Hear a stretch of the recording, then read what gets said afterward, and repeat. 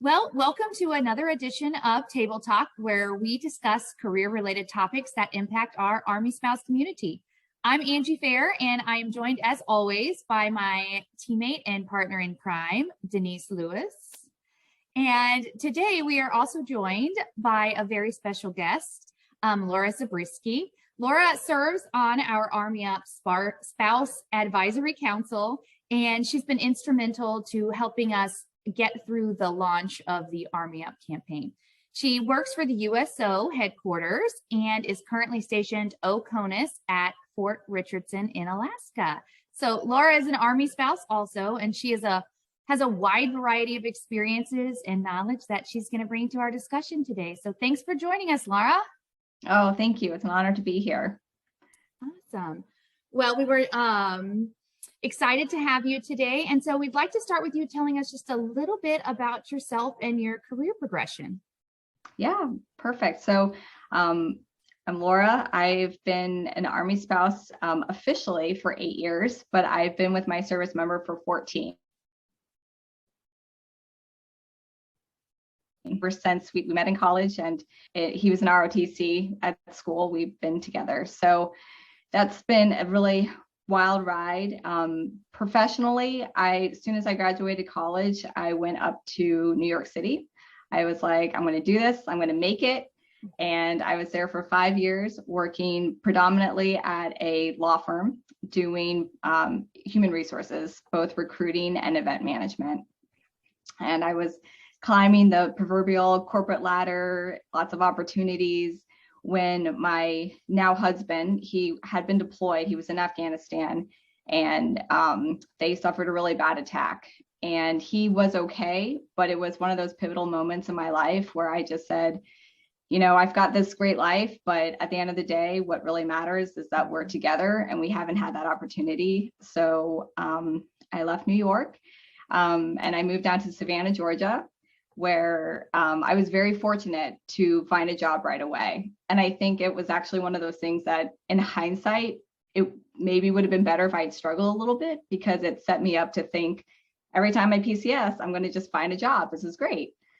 And so I worked as a recruiter down there, and then we were stationed for a short stint in Richmond, Virginia. And then we had this great PCS to Hawaii. And I was like, yes, we have won the Army lottery. We are going to paradise. But you know, it was such a tough assignment for me, both personally and professionally, because I really thought, I was like, I'm gonna get a job right away. Like, it's why we were on Oahu. There's so much industry here. And I had a lot of really uncomfortable job interviews where, you know, they wanted to know what I was doing there, kind of asking those semi-legal questions of, you know, how long are you going to be here? What does your husband do? And it was the first time in my career that I really felt that stigma of being a military spouse and how not everyone responds well to that. So we kind of made the decision I wasn't going to work. And I tried. I went on so many job interviews, and it just, nothing kind of fit me while we were there. So I took the time, I volunteered with FRG, which I think in hindsight was a really great opportunity to learn more about the military, certainly know how to take care of our soldiers and their families.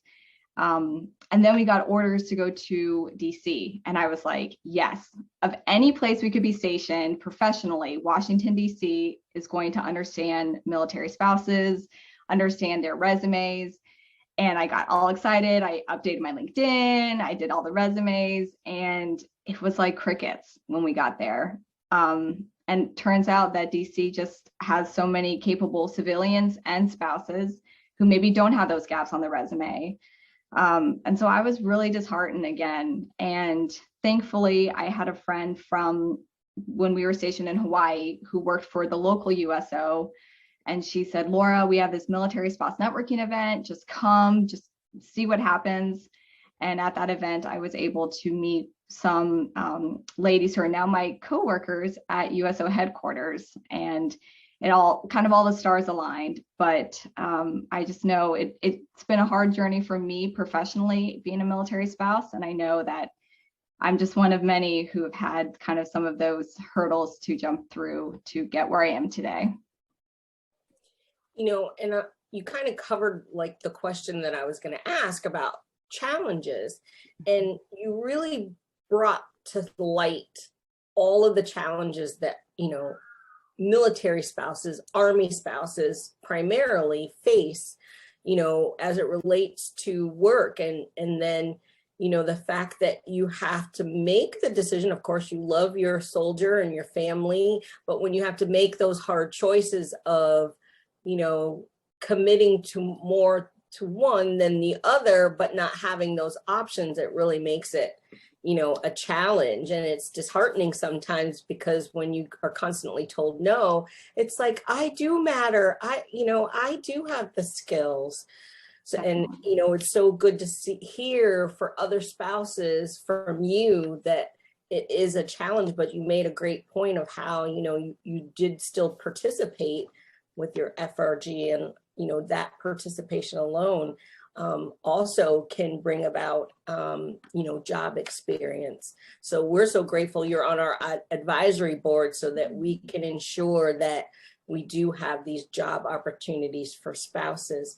So can you tell us a little bit about your role at the USO? Yeah, absolutely. So I'm a programs manager for our military spouse and family team. And when I first started at the USO, I was running our special delivery baby shower program. So I was literally flying all over the world, throwing baby showers for military moms and dads, with Heidi Murkoff, the author of What to Expect When You're Expecting. I did that. Great gig. People are always like, you do awesome. Baby showers for a living? And I was like, yes, I do. And so I did that for about 1.5 years. And now I've transitioned to more exploratory work with some other programs. So we launched a mentorship platform this year in partnership with Veterati. We have some family and relationship strengthening workshops and programs that we are working on. And then I'm also revamping our military spouse networking program, which is full circle for me, because that's how I got involved with the USO in the first place. So, it's been a wild ride, but it's such an honor for me to be able to give back to the community that I come from on a daily basis. I think I'm very fortunate to have found this position, and I don't take that for granted. Yeah, I think that's awesome. When you were going through some of your challenges, and then you pointed out that going to those events and networking is really what got you your next role. And so I think it's awesome to see it coming to fruition. So when can we expect some of those networking programs to be coming live? Yeah, so a lot of our local USOs do provide them. It's one of those events that we feel like it works best in person. And obviously the challenges with the pandemic have made that we've had to kind of work around that. So we have been working through a potential virtual option as well for those that can't meet in person. But our local USOs are really where we try and get our spouses and family members to go to. We have over 250 locations worldwide, and they offer specific programming, both headquarter-led programming, which is what I do, and then community-led programming that's specific for your community. So for Alaska, where I am now, some programming specific to this area versus maybe stationed in Kansas or Florida or all over. So each USO offers their own programming, in addition to a lot of the headquarter-led events like military spouse networking, coffee connections, things like that. Yeah, that's awesome. And so a lot of the local USOs also, what people may be familiar with the Pathfinder program, which can help with some of that transition process for soldiers and their family members. That's right. Yep. And we like to say it's the Pathfinder transition program, and spouses are always transitioning. We're always in transition throughout this military career. So all the programs and events that our Pathfinder transition team offers is for military spouses, as well as service members who are either actively transitioning out or are thinking about the next step in their career after the military. So they do offer a lot of phenomenal programs and events. Obviously MSCCN does as well. There's so many wonderful organizations out there today that are geared to helping spouses and service members and their families find where they should be on their professional journey, which is amazing because I know these haven't always been here, right? It's been the generations before us that have gotten us to where we are today. So it's been amazing work. Well, and you've kind of dispelled some of the, the rumors, or not rumors, or the mindset of what USO used to be. A lot of people think of USO as the Bob Hope show, or, just entertainment, but you guys have really expanded in terms of what you do.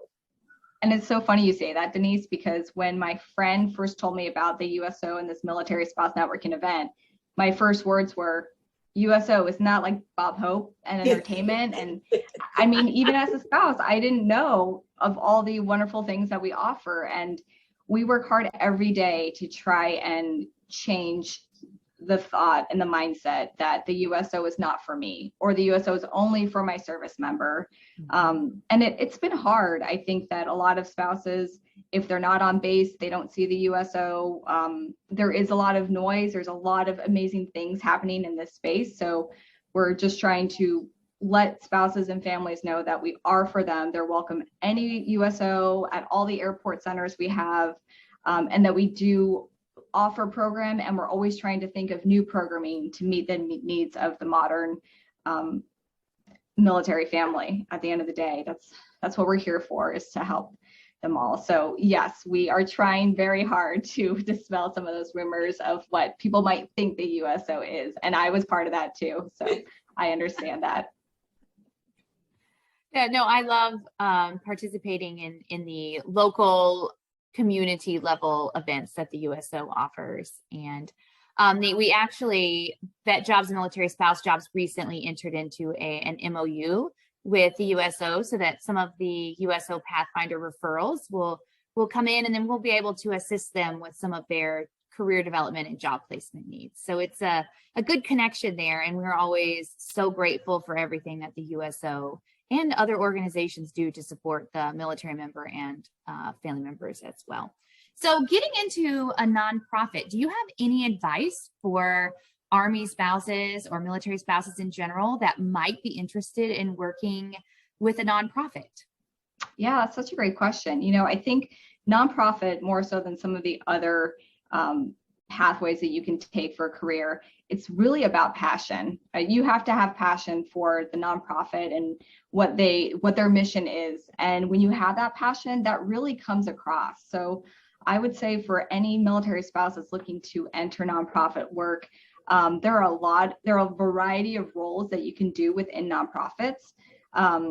And just having that passion for the mission of that nonprofit is probably the most important thing, because it's hard to fake that.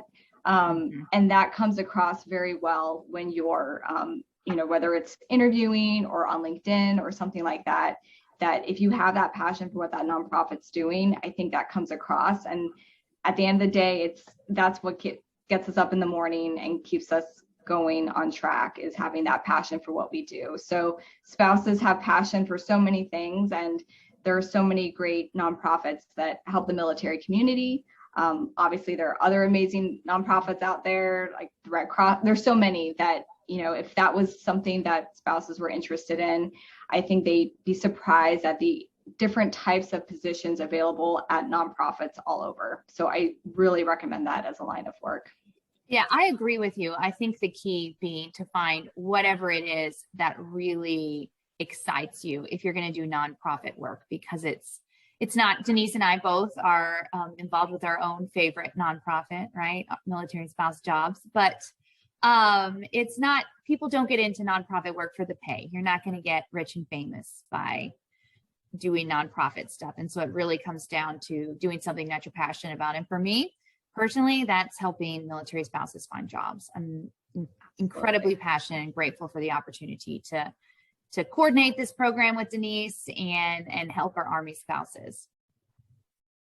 And before we close, if you could just express, through your experience that you talked about, how important it is for employers to make sure that they are offering and acknowledging, the difficulties for employment for spouses, and, where you're located alone, the ability to be able to work remotely, if you could just expand a little bit on that.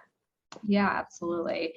I think I say this often, that I wish more employers would take the time to hear the story behind the candidate, because a resume, a LinkedIn profile, those are all wonderful snapshots, but until you have a face-to-face, hopefully, even if it's virtual, with a military spouse and hear their story and hear how they present themselves, I think they would be so shocked to find that there's so much more to spouses than just what's written on paper and just the words. And so that's my hope for employers all the time, is that they not only just take the chance by being willing to look at spouse resumes, but also take the time to interview. And it doesn't have to be a long interview. I think we all know pretty quickly when someone's a viable candidate or matches the job, but just taking the time to learn who that person is, because spouses, of course, we hear the same words. We're flexible, we're adaptable, we're go-getters, we're so used to that. But until you take the time to really listen to a spouse and hear maybe why there's a gap on the resume or some of the other things that they are capable of doing, we're not that different than our civilian counterparts in a lot of ways. And so I think that, and I used to always hear from employers that, well, you're going to move, you might move, you're going to move at some point. And to hold that against us when the civilian population can also move at any given time. And in fact, millennials and Generation Z, people would move all the time anyway. So I think it's just trying to have that storyline in the back of their heads to just be very willing to speak with spouses and find the ones that might be the best fit for a position. I will say, silver lining of this awful pandemic is that remote work has been thrust into the spotlight even more so than before. And so I think it should be very encouraging to spouses that there are a lot of opportunities for them, and to companies to see that, yes, it works. Like, we've proven that it works. So I have a lot of hope for the future that spouses will be able to find meaningful careers in this new environment, and that employers will see the value of military spouses at the end of the day. Yeah, you hit the nail on the head. We have all of those. Military spouses are a diverse group, and that's something else I think that we bring to the table, is there's a broad wealth of skill sets and experiences that you can pull from, which only makes organizations better. So one final question before we end here. So you're stationed in Alaska, and you were previously stationed in Hawaii. So what advice do you have for spouses who are looking for work in an OCONUS environment? Yeah, that's a great question. I think it always helps to look locally first, just because then you're in the same time zone. If you do need to maybe go into the office, you have that ability to do so. There are so many great, search engines certainly available. Obviously, Military Spouse Jobs and VetJobs, and MSCCN has some great ones. The USO, there are Flex Jobs, there's Instant Team. There's so many different ways that you can find and narrow your search to the local kind of community.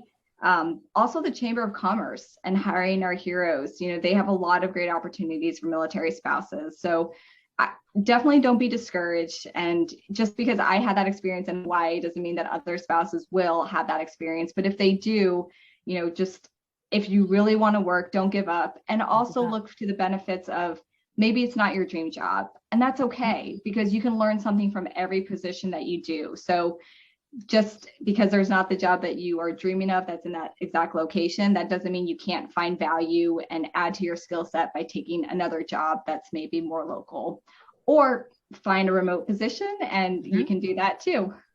Yeah, I think I always tell Denise, sorry to cut you off, Denise, that every job I've had throughout my career has led to the next job. That's right. Even jobs that were not my dream job, that were part-time or sometimes only barely covered childcare costs, all of those experiences were relevant and applicable to roles that I applied for in the future. And so I just encourage spouses to get out there. Like you said, don't be discouraged.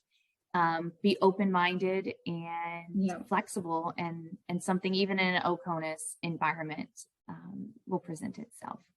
No, that's you hit the nail on the head. It's just to be sure that whether it's the job that you want or not, make sure you fill in those gaps, and there's opportunities to fill in those gaps.